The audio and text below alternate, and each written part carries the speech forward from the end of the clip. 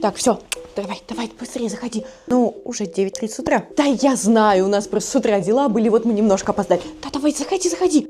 Мне очень жаль. Что вам жаль? Ну, вообще-то у нас в садике прописано определенное время, когда вы можете приводить, а также забирать своего ребенка.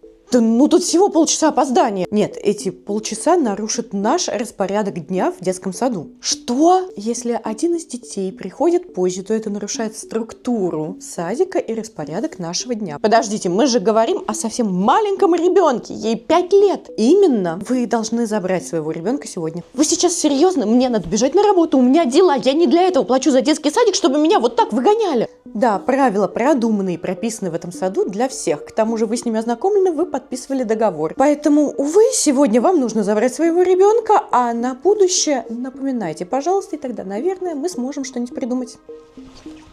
Ладно, пойдем, как-нибудь разберемся.